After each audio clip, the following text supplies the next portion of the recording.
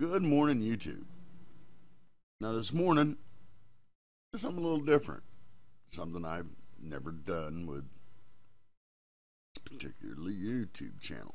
But, observations. You know, they say in life that everything comes full circle.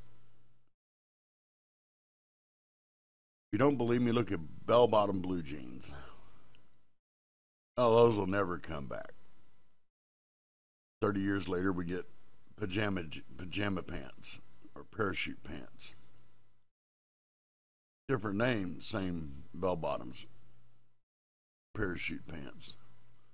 And then the bell bottoms did make their own actual come back around in blue jeans. But this is more of a tech savvy situation. That is kind of what I'm pointing to here. Now, you young children, that is an insult. You're too young to have ever known this stuff. In the early days of the internet, we had AOL, and everyone bowed to the great AOL. Because they were all there was. That's all there was. AOL. They were everywhere. Only AOL. You in a big city, you might have got you some CompuServe or something like that, but AOL was the shit. And you signed, just like with anything else you do on the computer nowadays, you sign an end-user license agreement. And in that end-user's license agreement, AOL was you gave them permission to sell your email address. And when you had your AOL in email and you checked it, you started getting all this email about dentistry, dentist insurance, travels and vacations, breast enlargement creams and pills and surgeries. All this spam email. Well, then the progression came along, and the companies that were buying those email addresses found a way to spoof them with a program rather than pay for them. AOL starts losing money. Suddenly, AOL offers to sell you a spam blocker. Here it is, this beautiful, wonderful spam blocker. It will stop that email from coming into your machine. Unless it was from an email that somebody had already paid AOL, then it still got through. And AOL went back to making their money because people hated all that spam mail, and they paid for spam blockers, and they were happy again. And then came along the free spam blockers that did just as good a job. And suddenly AOL shrank off into the distance. You seldom, if ever, hear anybody, except for an older person, mention AOL anymore. You don't see 75 AOL commercials every half hour on TV. There used to be a day and age you couldn't surf through your TV without hitting at least a dozen different commercials for AOL.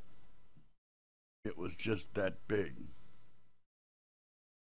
So AOL shrank off into the distance, and all these other providers came about, and we all have progressed along our internet lives.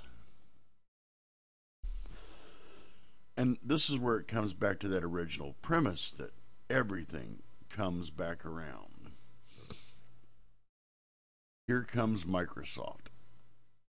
Now, mind you, understand, AOL basically, in the original days, made you, me, you, all of us, the people, customers, the product they were selling.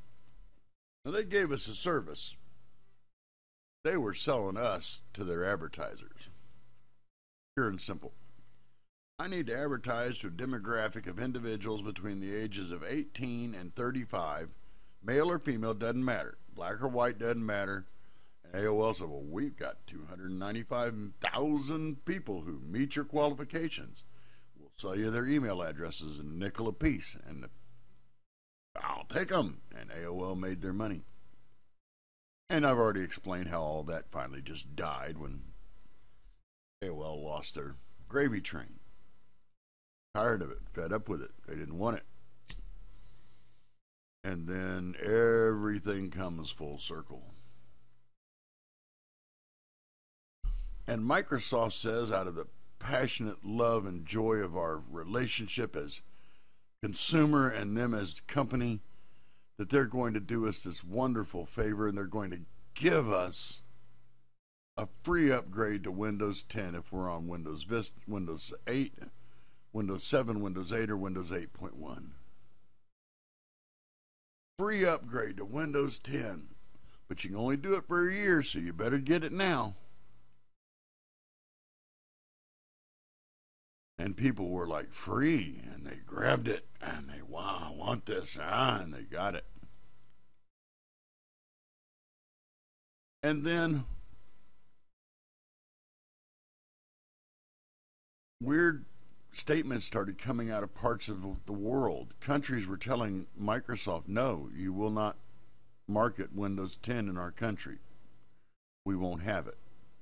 We understand your privacy intrusions in this program, and you're not doing it here. It's not happening. And people stood up and said, what? Privacy intrusions? What privacy intrusions? Microsoft's always said, no data is being gathered that can identify you. And then came along the Windows 10 Creators Edition. Not the most recent update, because there's a new one since then, but the one just back. And just prior to its release, Microsoft finally released a statement identifying all the information they were gathering. And a lot of the guys on the internet have covered this information, but it is pertinent. In the privacy settings of your Start, and then under Settings, and then you bring it up. See it right now because I got my camera in the way, but I think I can fix that to some extent. Come into the privacy settings. You see all these things listed on the left, and some of these had a lot of stuff in them.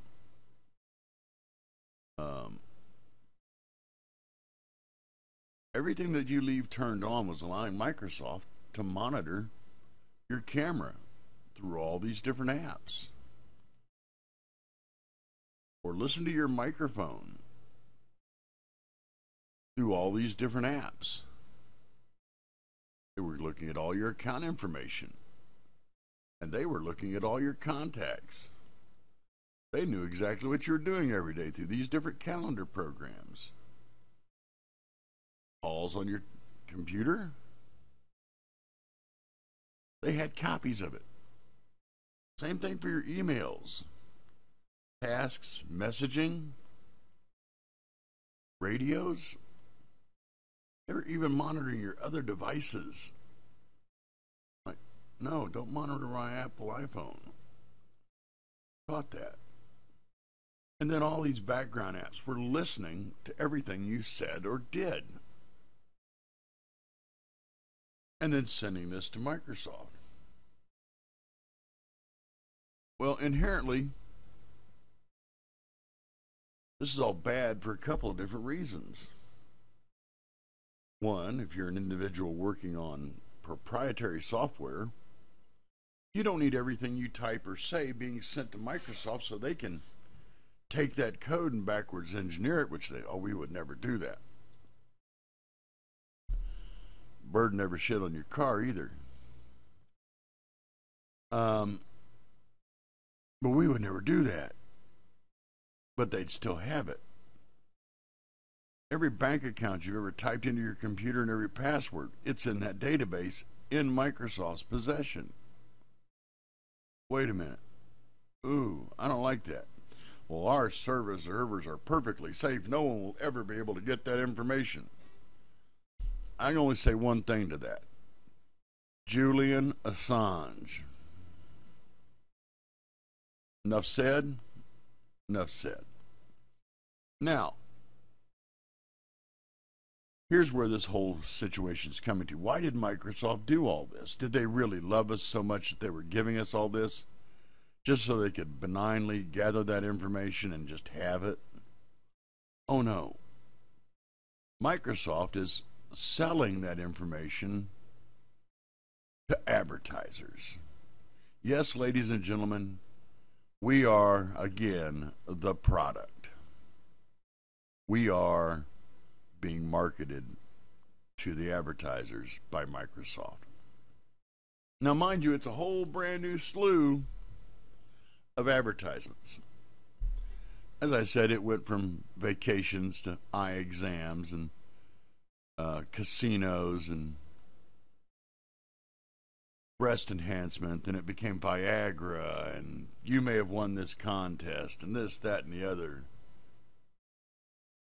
And now it's Russian brides and Victoria's brides, and are you a lonely man who wants to get married?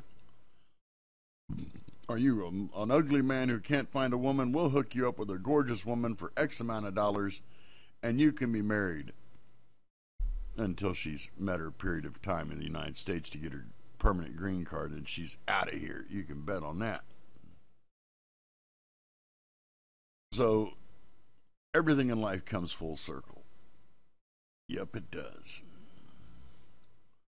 You are now again Microsoft's product.